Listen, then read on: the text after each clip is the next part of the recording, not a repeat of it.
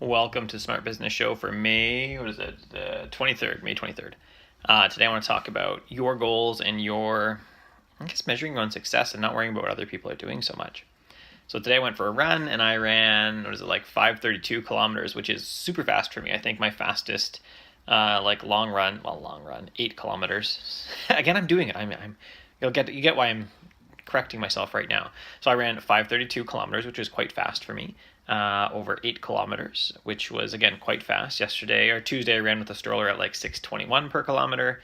And I think 6:12 might be my formerly fastest, somewhere like that, somewhere over 6 minutes per kilometer anyways. And I ran 5:32 this morning.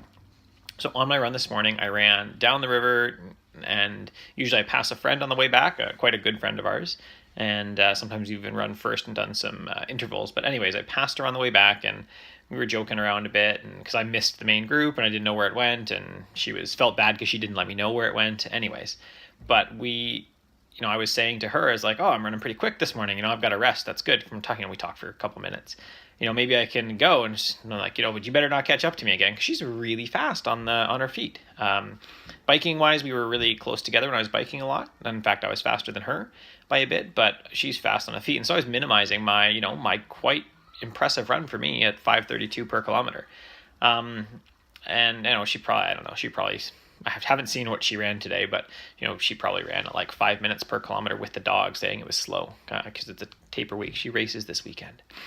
So we do that all the time. I was minimizing what was really, really good for me, and quite a big step up. I've seen this, I've continued to actually increase the pace on this run for the last 4 or 5 weeks as I've been doing more interval training and more specific training for speed. So this is all good. But when it came to talking to my friend, who is faster than me on her feet, she just is, I was starting to talk about, it's not that good actually, and it's not that great, and I'm not that good. And I think we do this a lot with our achievements, because I achieved something really good this morning. I ran, if I realized how fast I was running, I would have tacked on 2 kilometers and put in a sub 1 hour 10K, which has been on my goal for a while. And I would have done it with room to spare, right? I had about 15 minutes to run 2 more kilometers. And I should have done possibly even a sub 50 minute 10K, really. Not sub 50. Anyways, we would have done, a sub hour 10K, which would have been really good for me. It's been on my goal list for quite a while. But I didn't realize, so I didn't do that. But then I minimized what I did, and I'm continuing to check it. I've even seen this when I've been on the river, and I used to paddle really hard stuff. I got pictures of me downstairs paddling 40-foot waterfalls, and they were double stacked waterfalls and had big rocks at either end of them that you had to dodge to get in and get out properly.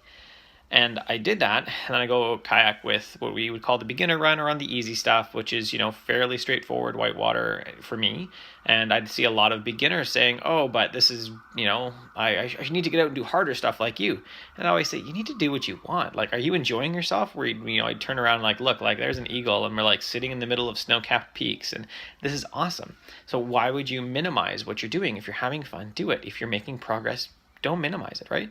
Just because I might have, more email subscribers than you or more traffic than you, it doesn't matter. Are you accomplishing your goals?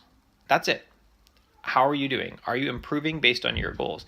Maybe my goal is I'd love to be able to keep up with my friend on the road, running. I was faster than her on the bike. And so it's certainly possible that, I've only been training for about not even 2 years yet running, and she's been training for 20. So I've been training for, years and years biking. It's possible that I can keep up with her and can be faster than her as I put in, 2, 3, 4 more years of training. And that I'd like to be able to do that, to keep up with her and find that her level of effort right now easy. It's a bit of a dream still, but it's, something that I can see in 2 or 3 or 4 or 5 years. So I need to keep measuring the gain that I'm making and not my gap to her, and not minimizing when I have success because someone is just faster. I need to, right? When people tell me they've hiked, again, what I consider an easy mountain locally, they're like, oh, but it's nothing for you. And I'm always saying, but it's great. Could you do it before? No. Well, then you're doing awesome. Don't feel bad about it. We need to remember this ourselves. We need to remember not to minimize when we have success, and we need to celebrate that success. Michael Hyatt says something along the lines of, in his book, Your Best Year Ever, which I just reviewed on my other podcast called Should I Read It? He says something along the lines of, if you don't celebrate a goal, the success of a goal, then you just minimize the whole effort anyways. So don't minimize your effort. If you get a goal, if you get something awesome, then celebrate it, enjoy it, and keep going. Move to the next goal. And even if someone is farther ahead of you, don't minimize what you're doing. Be happy with your action, be happy with your progress you've made, and keep going. Thanks for watching.